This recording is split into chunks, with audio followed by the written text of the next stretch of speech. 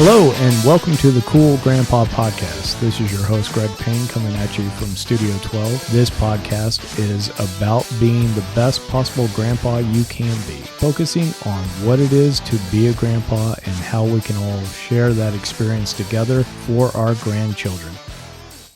I'd like to introduce today's guest with us. Dean Nielson is a good friend of mine. And before we get started, just wanted to give you guys some background on Dean's experience. Dean has been married 33 years to Shelley Nielson. And Dean's the father of 4 children, 3 boys and a girl, and a grandfather to 6. He's got 3 grandsons and 3 granddaughters. Dean works professionally as a Lean Six Sigma project manager for McKesson and is certified as a project management professional. That's a PMP for those in the know, and a Lean Six Sigma black belt. Dean has earned a degree in accounting from BYU and did graduate studies at the Thunderbird School of International Management in Glendale, Arizona. And Dean has served for over 20 years in various leadership roles with the Boy Scouts of America and has mentored more than 30 Boy Scouts to the rank of Eagle Scout. And for those of you that don't know, of all the boys that start into the Boy Scout program, only about 6% of those reach the rank of Eagle Scout. So that's quite an achievement to be a mentor for so many boys reaching such a high rank. Among the activities that Dean enjoys are all sorts of sports, hunting, fishing. He actively serves as a volunteer for hurricane flooding and tornado relief throughout the Southeast. He's been everywhere from, I think, South Carolina to Louisiana. Dean, as we get started, one of the first questions I'd like to ask is just what your initial reaction was when you found out you were going to be a grandpa for the first time. Well, it came as a gigantic surprise. My daughter made some decisions quite early in her life, and which we were not expecting at all. But I immediately realized that we had this wonderful little person that was about to come into our family. And, my wife and I had talked for years about, you anticipate grandchildren and that.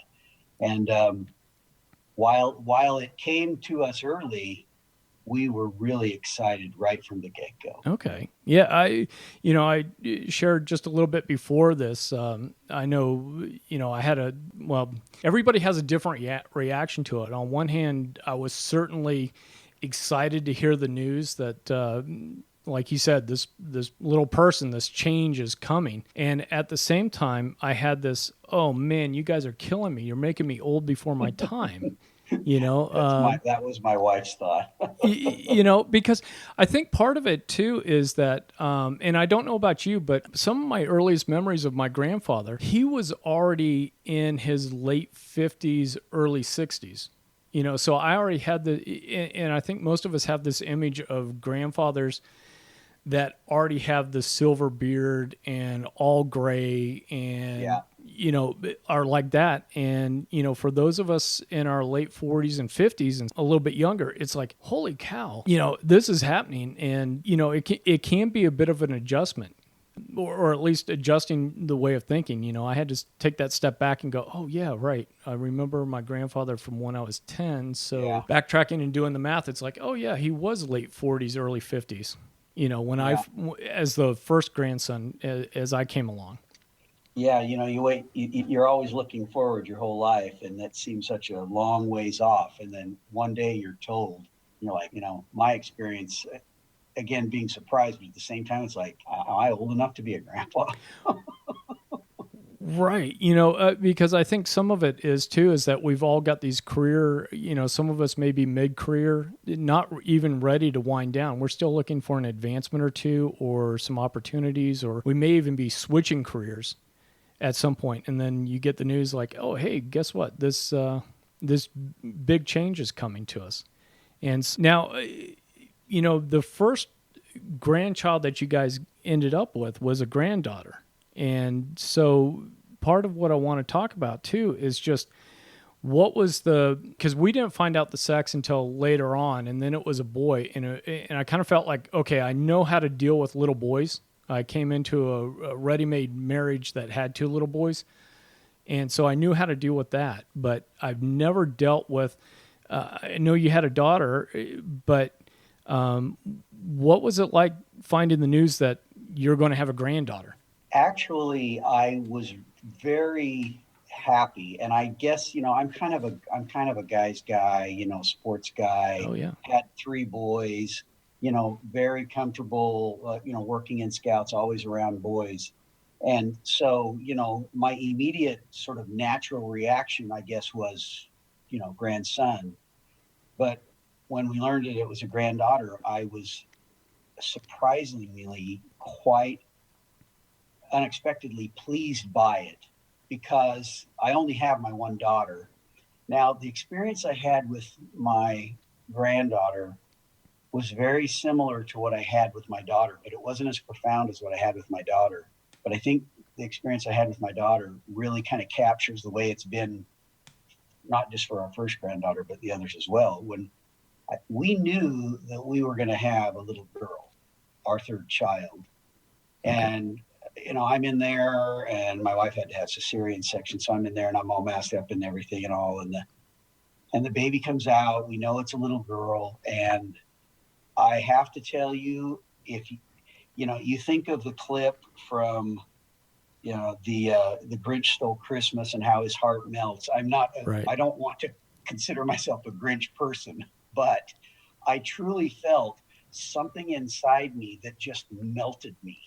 It just it just exposed something inside of me that I had never anticipated, that I have this little girl. I had two boys at the time. Right.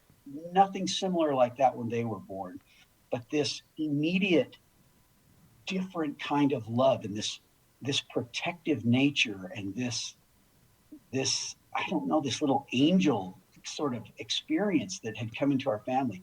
So when my granddaughter was born, I was reliving that experience. I was having it again, and it was wonderful because it was the most memorable experience of my children being born, and now I had this opportunity to almost re-experience it again. Wow. And so, was part of that experience thinking about everything that's going to come with that? I think part of that may be all the future projections, right? That come into it with little boys. And I think when I came into my marriage with RJ and Steven that were already there, there's a little bit of like, oh, okay, we're going to go play sports, and maybe when the first two boys came along, it was like, okay, good. I got little guys I can go play with and throw them around and tumble and do all these different things with. With the girl and then with your daughter and then the granddaughter, was it something different or was it similar? Yeah. And then it was like, okay, but it's different activities. Well, I don't mean to keep going back to the raising my children, but it sets the stage for so much of what's happening in this grandparent stage. Sure. So with three boys and football and wrestling and everything with camping and on that went on with the boys. And, when you get kids involved in sports, and then my daughter's in cheerleading and all, and, it's such a hectic schedule, right, moving kids around. And so by default, it usually almost always ended up, okay, well, you take the boys and go to the wrestling and that, and, mom, you go with, Demi, our daughter, and you go to the cheerleading. And so more times than not, it ended up that way. Didn't realize it as the years went by, but I wasn't there a lot for my daughter. And I remember thinking, and I don't know that it was when our granddaughter Desi was born, but it was shortly thereafter. I remember thinking, I got a chance to do a better job this time. I know what I could have done differently, should have done differently, and I got a chance to do it better this time. Okay. Is it almost like, it sounds like a little bit of like, okay, maybe the career focus, the kids, the boys' activities aren't there. Some of those other things, like I can go and be present when there might be, a dance recital, or it's, some of those different activities where we might miss or might be gone as the younger kids are starting to go through some of their different activities. Yeah, it was that. And, you learn through experience, and it never dawned on me And I was, because we talk openly with my wife about how we were planning things, but you can't, you don't know how a child's viewing things. But to my daughter, it it kind of sent a message that it kind of sent a message to her that she wasn't as important to dad. Wow. And it never crossed my mind at the time, but like I said, you learn through experience. And that was really what I was remembering. And I thought, and I also remember thinking to myself, perhaps this will give me a chance to help my daughter also see how much I loved her, because we can't change the water that's under the bridge. We can't change the past. Right. But it gives me a new avenue with which continue to feed our relationship and to strengthen our relationship, and to work through some of the things that happened in the past. Well, and I think too is that with the grandkids coming in, I think we can also, look to give ourselves a little bit of a grace when it's like, oh, now I get it, that this, me being there or me being very present really meant so much. But I don't want to say apologize and backtrack with the kids, because I do a little bit of the same thing with mine. But it's a little bit of like, okay, I should have seen how important that was for you at that time. But right now, I can show the granddaughter and the grandsons how much they mean to me by being super focused with them. Yeah. You asked me to go to the ballet recital now, and I'm all in. Like, I don't even think twice. Yeah. And truth be told, I didn't have that same understanding back in the day. So, you grow and you learn. And oh, absolutely. And I think too is that we get to be a little bit in a different place, especially when there's work demands on us. Because I don't know about you, but when my kids were younger and I was really wrapping up grad school and then starting my first jobs and things like that, there was a lot of times, and I won't say the kids were back burner to me, but there was a lot of times where maybe I wasn't fully present in the experience. I was worried about what the meeting was going to be tomorrow morning. I was worried about some of these different things. And I think maybe now it sounds like, you and I might be in that position where it's like, okay, these guys can wait. I'll deal with, whatever later. My mindset now is right focused on what my granddaughter's doing. Yeah, I had to learn that. Being present is better than not being present. Sure. But being actively present is very different.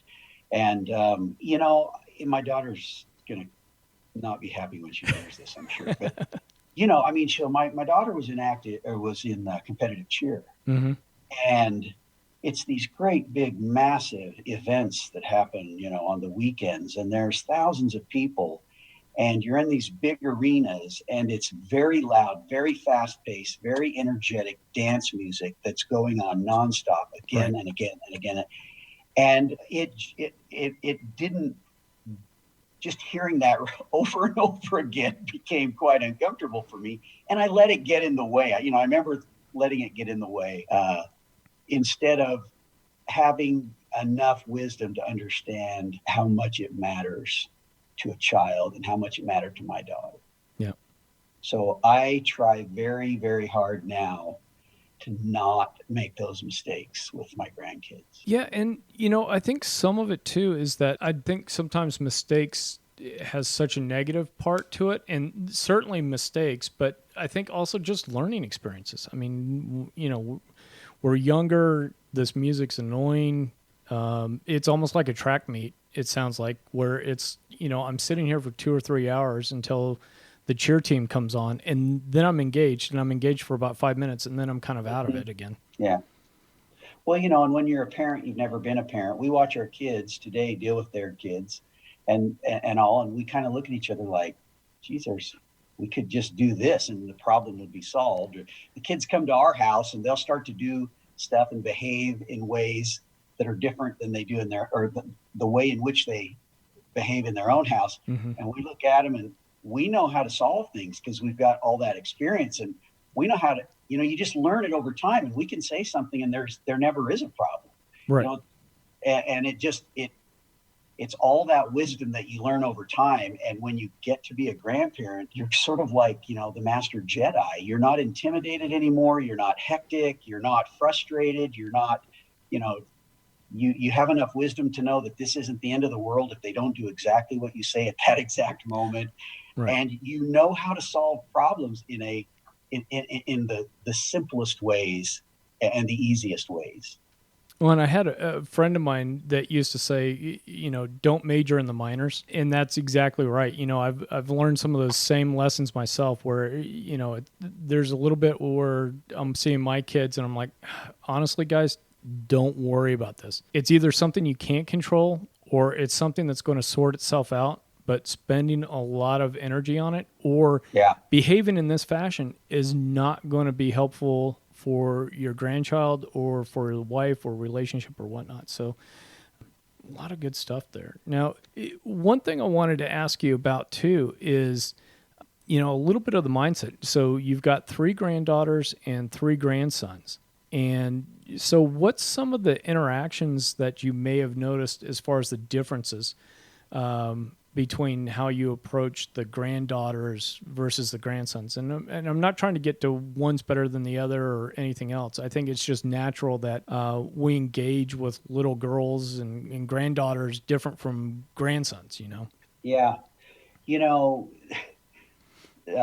One of the real differences is granddaughters take to grandma, or Nana in our case, my wife. They just cling to her, like a magnet immediately. And not that they don't love Pop. That's me, right? Not that they don't love Pop or they love Pop any less, but they're little girls and they've got a grandma who's an expert at spoiling them and knows, and is a girl herself, of course, right, knows what, what resonates with girls. And so, I learned real early on that the granddaughters would come in and they would just flock to Nana. And I had to realize that it wasn't my wife trying to, hoard their time. It wasn't them thinking less of me. It's just they're little girls and they've got this Nana that has a way of working magic with them, and they just cling to her. And it's okay. And it's right. And, now when we finally had our first grandson, my wife and I went out to visit our son. And guess what? That little boy, Rex, he just clung to me like a magnet. And Nana wasn't ready for that. And she even said, I'm not used to not being the preferred one.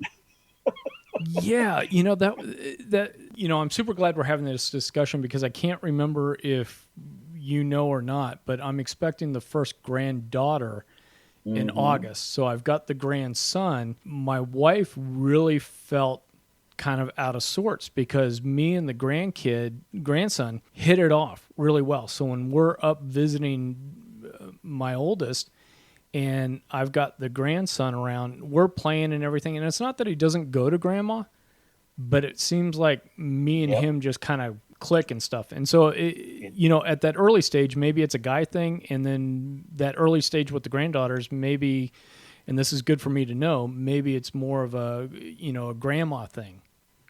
It's going to be a lot of grandma thing, but I've learned that you can't let the natural preference of their, of girls with Nana and boys with Pop is it to make you think that your granddaughters think less of you or your grandsons think less of them. It's just, and that's a key thing here, is don't get caught up in that and don't get somehow jealous of it, or don't, scold your wife because she, consumes all the time with the granddaughters. It's the way they are.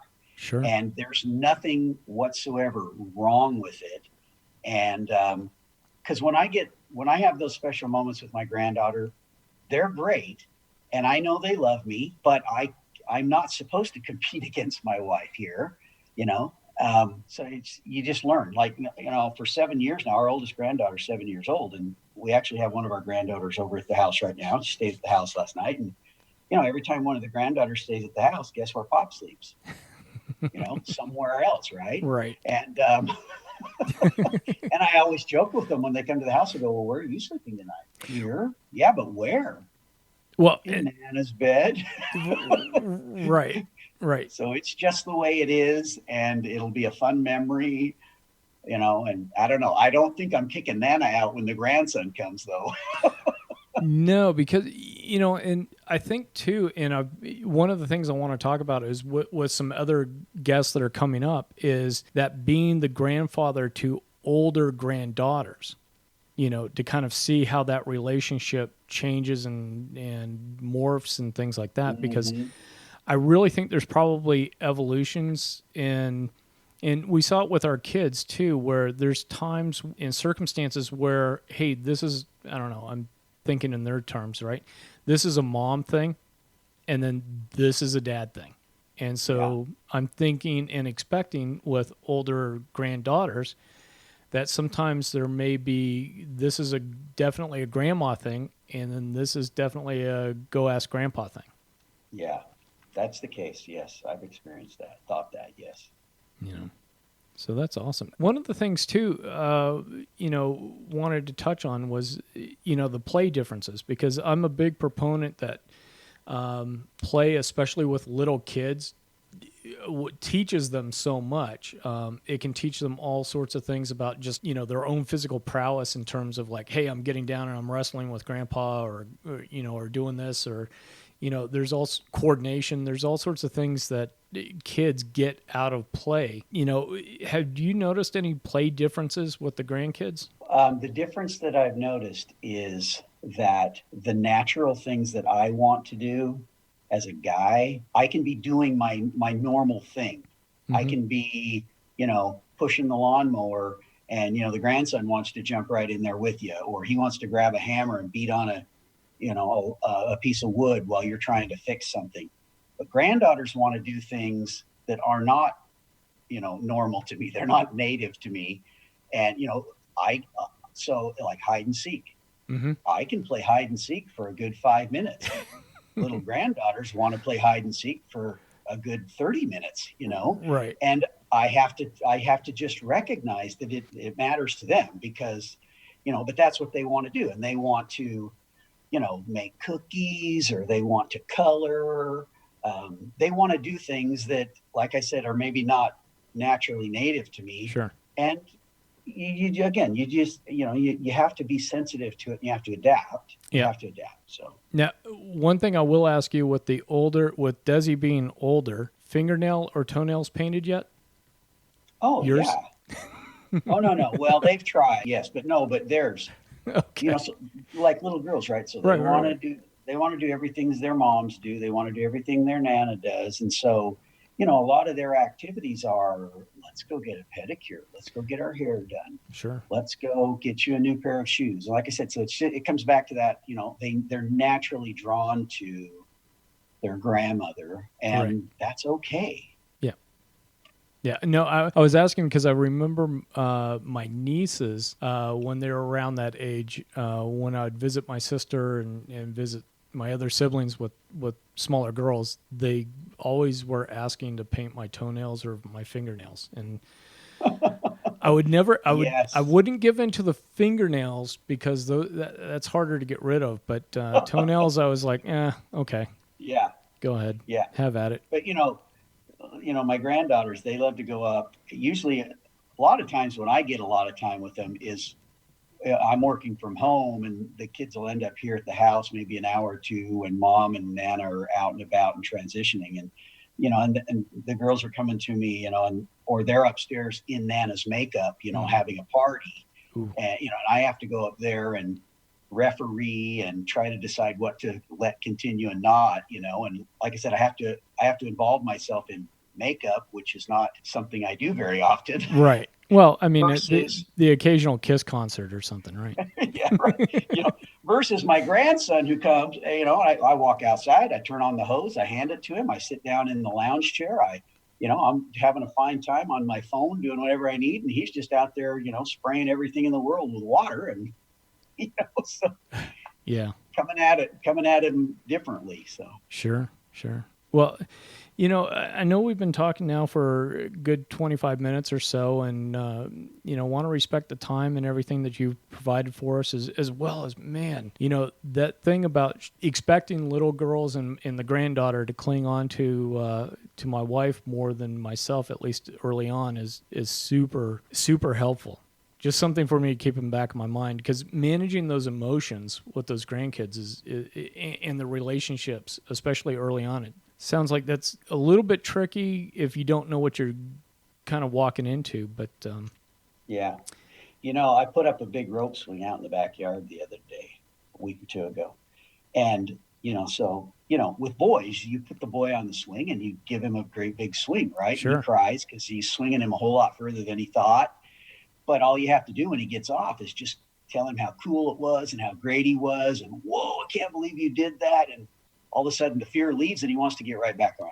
Right. Well, I've made the mistake of doing the same approach with the girls, right? And I put them on and they're like, no, Grandpa, I just want to go a little. And a little to them means move the swing 6 or 8 inches, right? And right. I'm pulling them back, to give them a great big lengthy swing on this rope swing. And so, I've made those mistakes, and you just have to come at it slower. But the reason I'm telling this experience is because one thing I've learned about my role as a grandpa with my granddaughters is I get this wonderful opportunity to help stretch them and to help them do things that they wouldn't think. Moms are naturally protective. Sure. And our granddaughters are the first children from our sons and daughters, so who are young in their life. They're young in being mothers. Right. This is that. So they're the early mother that's protective of everything, and then Nana, doesn't want to ruffle any feathers. So she's protective as well. And she's a girl, which means she's naturally not quite as adventurous, or normally not as adventurous. And then you got Pop here, who's this guy who's trying to get these girls, to swing as high as anybody's ever swung on the rope swing. Sure. But I get this opportunity with them, to help them to do things that they're not experiencing. And I just have to learn to do it at a little bit slower pace.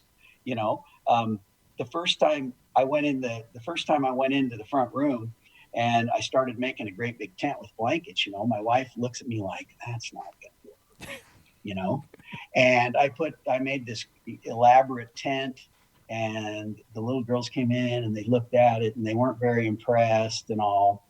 And then I struck gold because I went and got the flashlights. And now every time they come to the house, hey, Pop, you going to make us a tent? And we go in there and we tell stories, and it's like Pop's private place. It's like Nana never comes in the tent. So right. I can stick my head in the tent and I can tell him a bear story, or I can make up some story, after I've made him the tent. And it's just kind of like my little time to, have them, sort of to myself, and to tell them outdoor stories, and to tell them about when Pop was a little boy and stuff. So it's good because it's helped me to give them those kinds of experience and stretch their ability to, be brave and do things that they would naturally be a little bit more afraid of. Oh, wow. That's an awesome lesson too. And I thank you for sharing that, is that understanding of, hey, grandpas can really help the granddaughters kind of stretch themselves and get out of their comfort zones a little bit.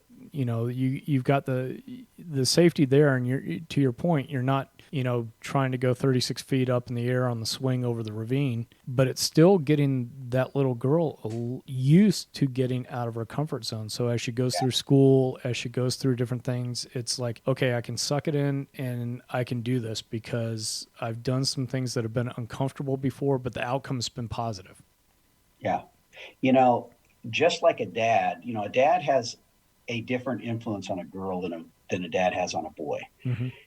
And dads don't have to say a lot to a daughter as long as what they say. But when you tell your daughter that you love her, you tell your daughter that she's beautiful, you tell your daughter that you're proud of her, that means that's what the daughter needs to hear from the dad. And as a grandpa, you're playing the same role. You're not the dad, right? But you're still in a fatherly type role. And actually, just this morning, one of our granddaughters was here, and her hair was just, she'd gotten up and they were getting ready to go somewhere, and her hair was just everywhere. And I said, well, Charlie, are you going to get your hair done? She goes, no, I like it this way. And I says, well, you look like a wild pony. She goes, and that's how I like it, because she's a little sassy girl.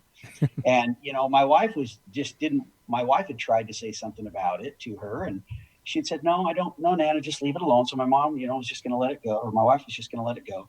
And I says, well, Charlie, when you comb your hair, you're like really beautiful.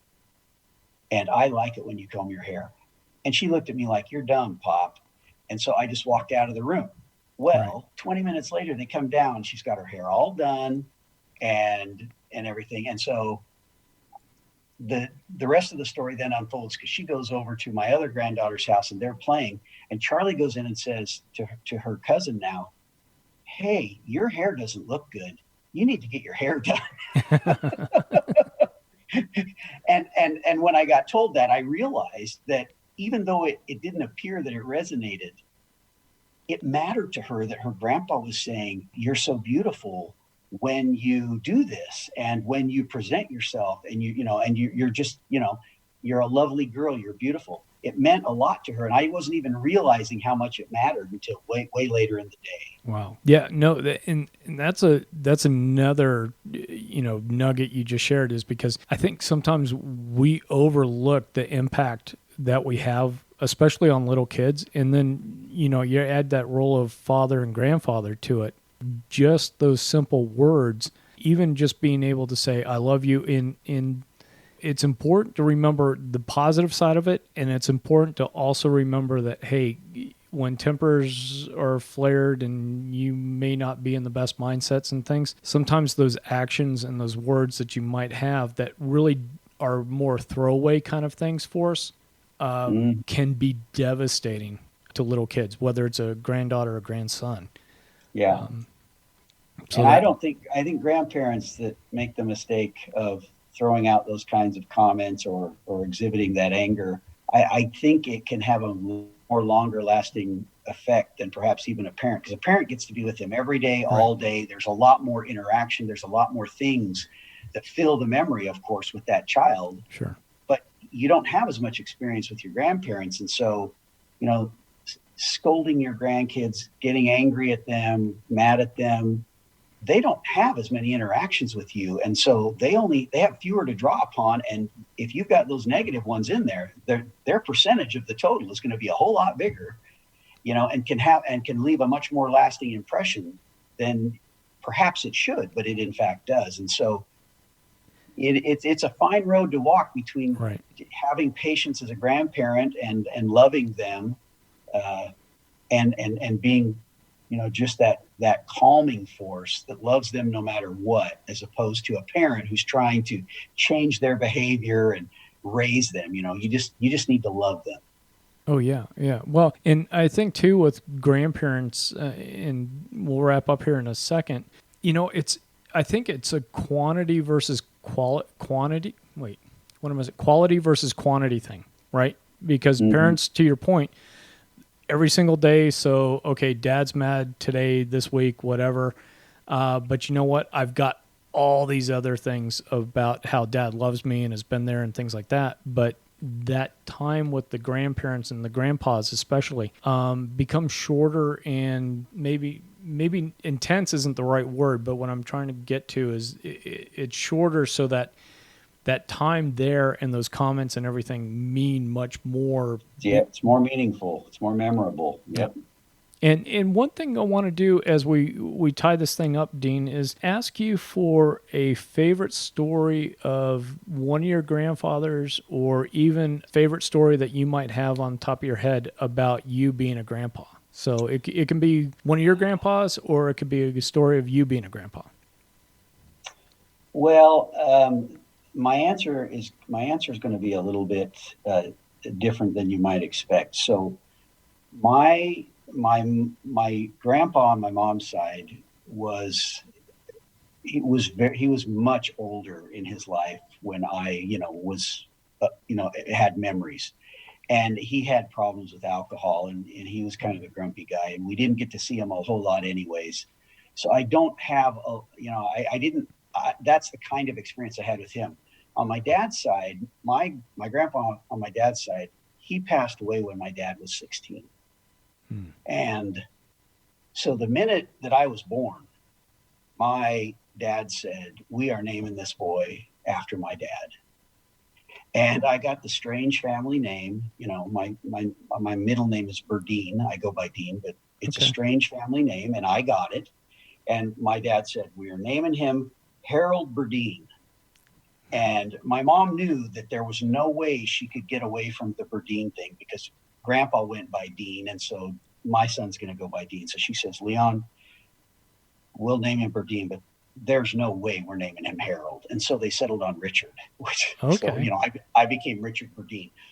It wasn't until I became a dad that I realized what that meant to my dad. He was honoring his dad by naming me after him. And he didn't get that experience. You know, he didn't get a chance to those really important years because he died when my dad was 16. Wow. But I have studied everything there is about my grandpa's life. I routinely visit his grave.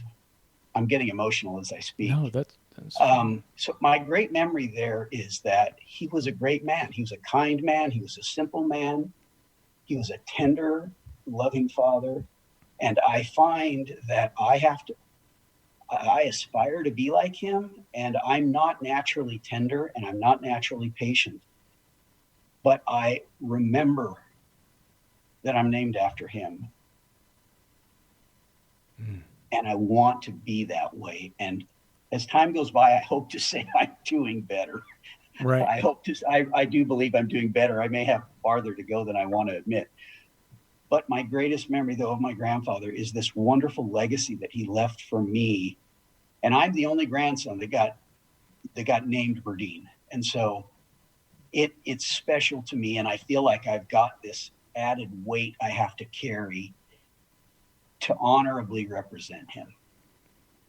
Wow. Thank you for sharing that. And man, that's just another important takeaway is that, you know, that role of grandfather, you know, I even say, you know, hey, we're all sons, fathers, grandfathers, and so on. And we're that way for the eternities, and the impact we have in all those different roles.